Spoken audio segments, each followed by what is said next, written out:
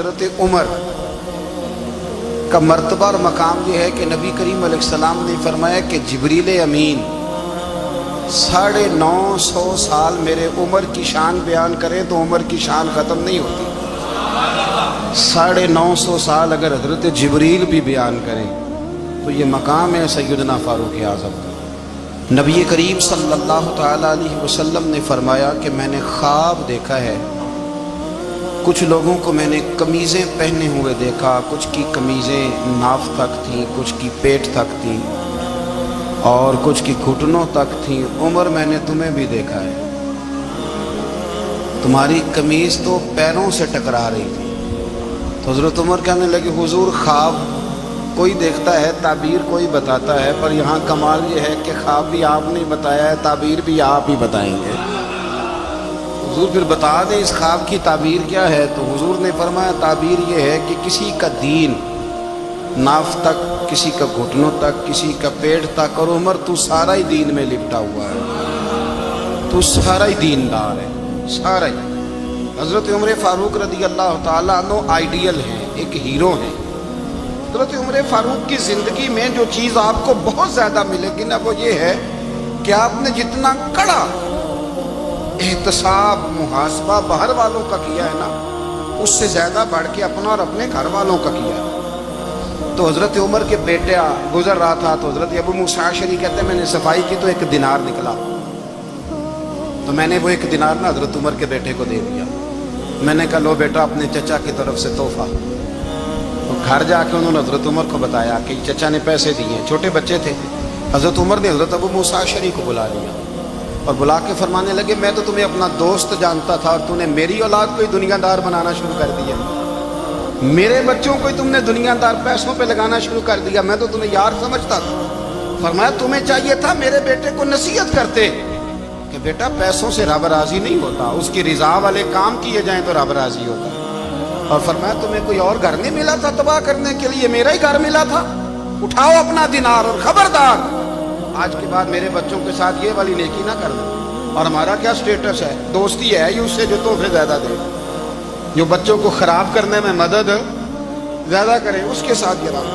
حضرت عمر نے گھر پہ اور سب سے بڑھ کر اپنی ذات پہ توجہ کی۔ حضرت ابو مالک رضی اللہ تعالیٰ عنہ کہتے ہیں میں عمر کے پیچھے پیچھے ایک باغ میں گیا، اکثر اس باغ میں جایا کرتے تھے، اور عمر جا کے نا تو درخت کے نیچے بیٹھ گئے اور فرمانے لگے او امیر المومنین اللہ سے ڈر جاؤ، ورنہ جس رب نے حکومت دی ہے وہ عذاب بھی بڑھا دے گا، ڈر جا رب سے۔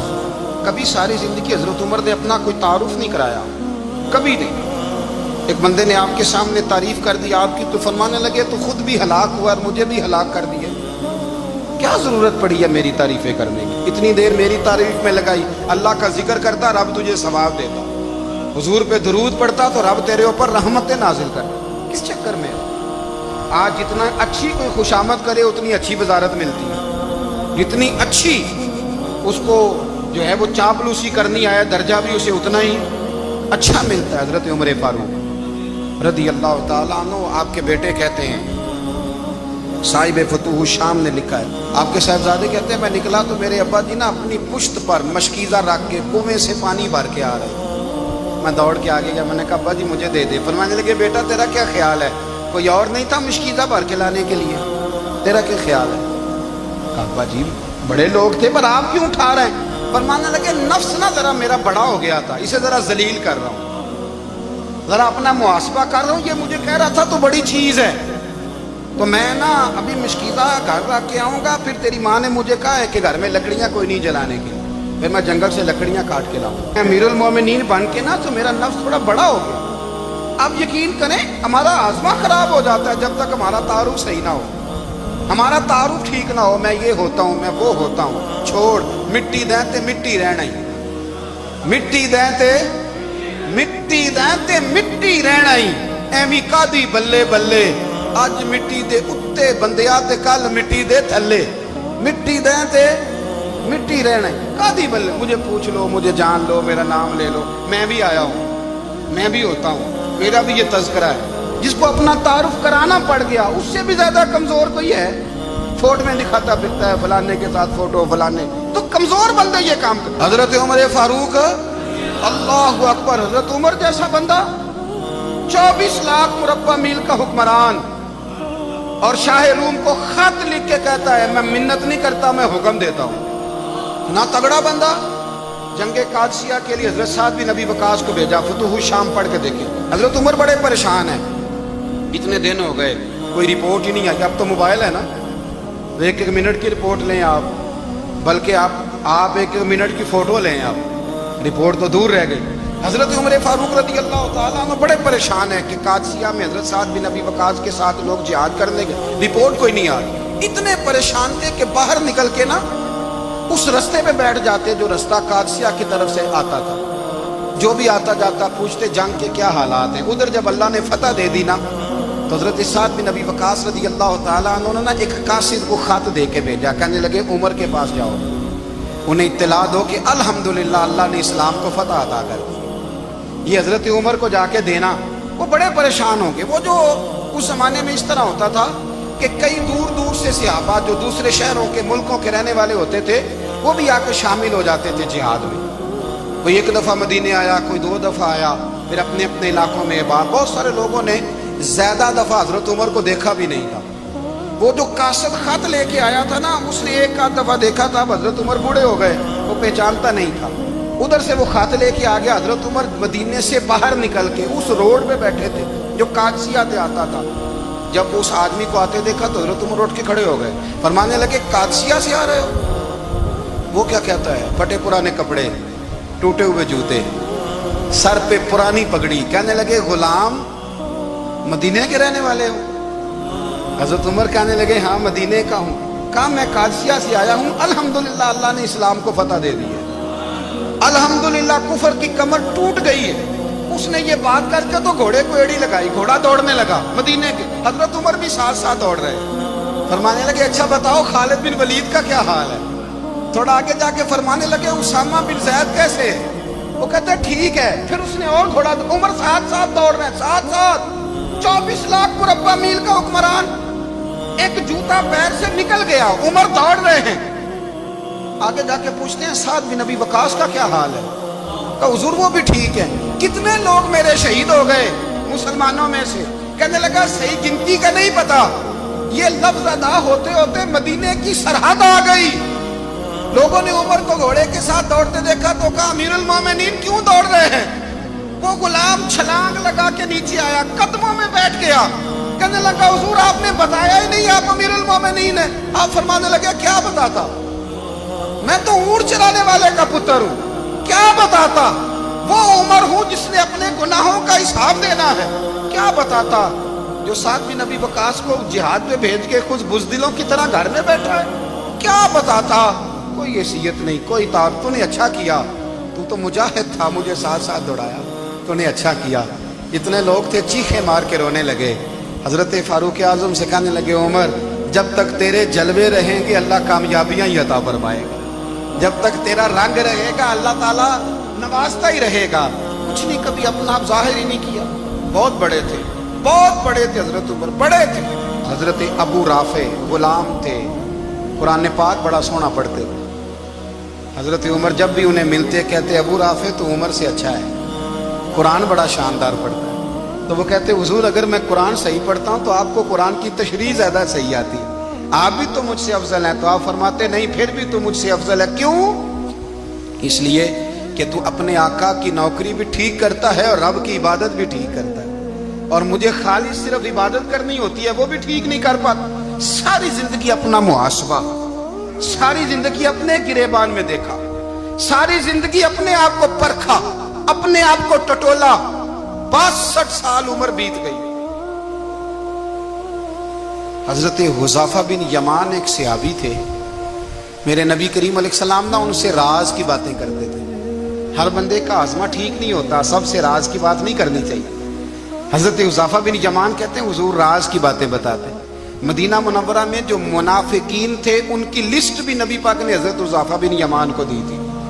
جب کوئی مشکوک آدمی مر جاتا نا تو صحابہ کہتے ہیں ہم دیکھتے اگر حضرت حذیفہ نے جنازہ پڑھا ہے تو ہم بھی جنازہ پڑھ لیتے.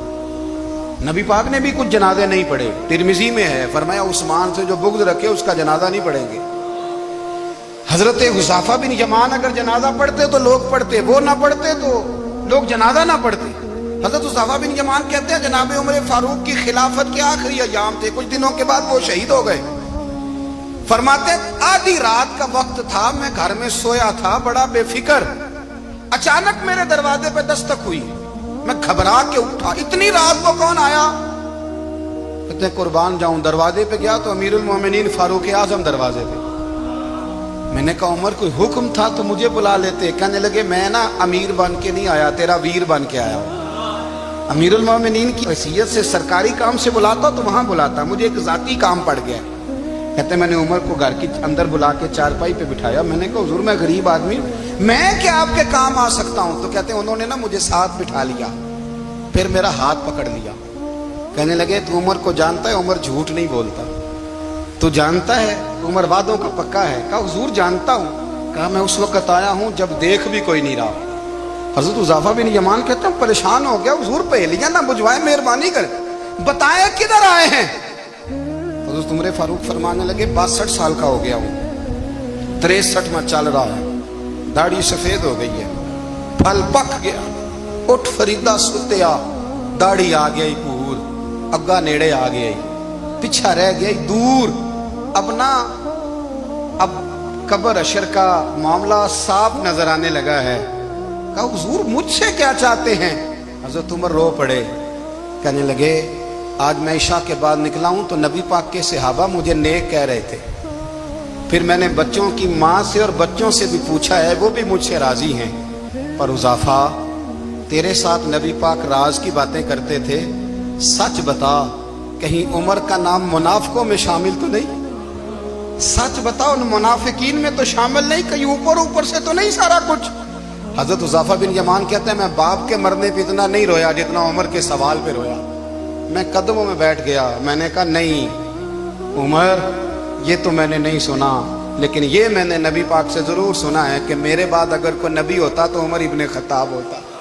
یہ میں نے اپنے کانوں سے سنا ہے کہ عمر جس گلی سے گزرے شیطان رستہ بدل جاتا ہے۔ یہ میں نے اپنے کانوں سے سنا ہے کہ 950 سال حضرت جبریل جناب عمر کی شان بیان کریں تو پھر بھی بیان نہیں ہو سکتا، یہ میں نے ضرور سنا۔ دوستو ساری زندگی حضرت عمر نے اگر دوسروں کا محاسبہ کیا تو اپنا اور اپنے بچوں کا بھی کڑا خیال رکھا کہ بچے دونوں کاروبار کے لیے مصر گئے، ایک بہت بڑا قافلہ گیا مدینے سے مصر تجارت کے لیے، تو یہ گئے تجارت کے لیے، تو حضرت عبداللہ ابن عمر اور حضرت عبید اللہ ابن عمر حضرت عمر کے دونوں بیٹے گئے۔ جناب عمر فاروق کے بچے جب وہاں پہنچے، بچے ہیں شہزادے ہیں، وہ کاروبار کرنے گئے اور وہاں بتایا گورنر صاحب نے کہ یہ فاروق اعظم کے بچے امیر المومنین کے۔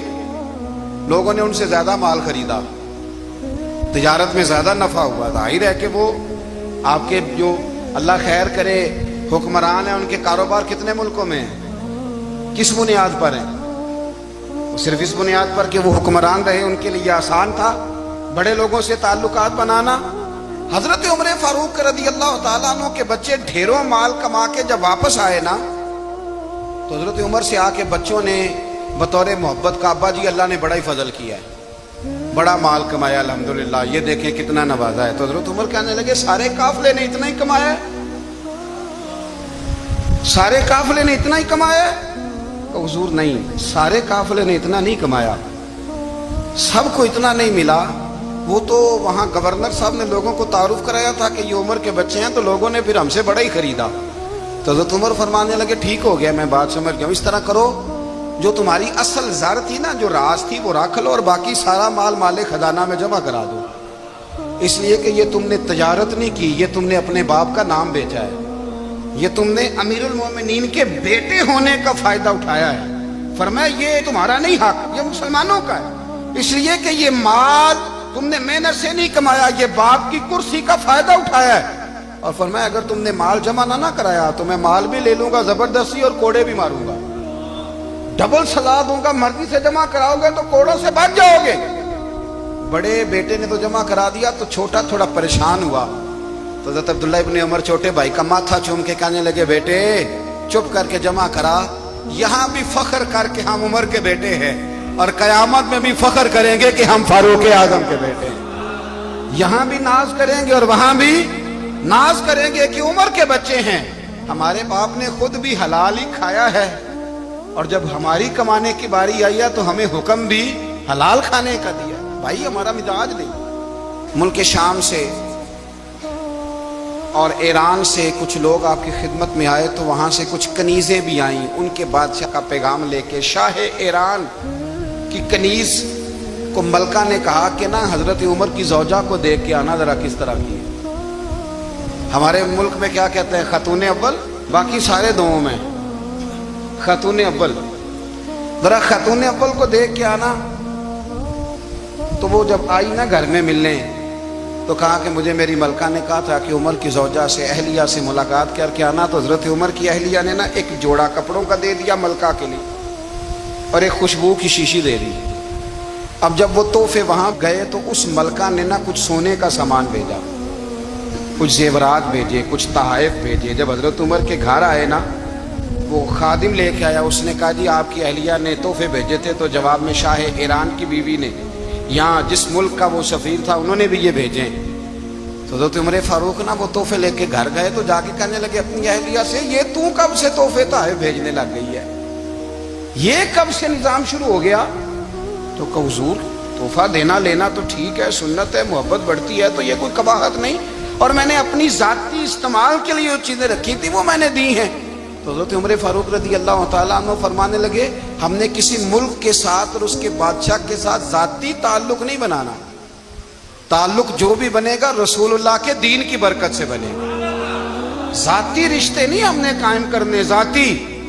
آپ کے ملک کی جو ایئر لائن جس کا ہر سال خسارے کا ڈنڈورا پیٹا جاتا ہے نا، وہ ہمارے بادشاہ صاحب اور صدر صاحب اگر غیر ملکیوں کو گھوڑا کبھی بھیجنا ہو نا، گھوڑا، تو پورا ایک جہاز گھوڑا لے کے تحفے میں جاتا ہے، پورا جہاز غریب قوم کا یہ سرمایہ۔ اور قوم بڑی بادشاہ ہے، لائنوں میں لگ کے ووٹ دیتی ہے۔ دو کام ہمیشہ لائن میں لگ کے کرنے، ایک بل لائن میں لگ کے جمع کرانا ہے، اور ایک ووٹ لائن میں لگ کے، تاکہ پھر پورے 5 سال لائن میں ہی لگے رہیں۔ مرضی سے آپ ووٹ دینا، پر جو بات درست ہے اس کو سنو۔ حضرت عمر فاروق رضی اللہ تعالیٰ عنہ نے اپنی اہلیہ سے پوچھا کتنے کا تھا وہ تیرا جوڑا اور خوشبو کی شیشی؟ انہوں نے کہا 3 دینار کی۔ فرمایا یہ 3 دینار تیرے، اور باقی جو تحفے آئے ہیں وہ تو خود کہہ، چونکہ اس نے تیرے نام بھیجے ہیں، تو کہہ کہ میں مال غنیمت میں دیتی ہوں، تو کہہ میں مسلمانوں کو کہہ۔ تو زوجہ ہنس پڑی، کہنے لگی میں نہ بھی کہوں تو مجھے کہنا تو پڑے گا ہی، کہنا تو میں نے ہے ہی، جو کہ سامنے عمر فاروق ہیں، لہذا فرمایا کہہ دیتی ہوں میں نے دیا خزانے کو۔ حضرت عمر نے جمع کرا لیا۔ بھائی یہ کیا بات ہے؟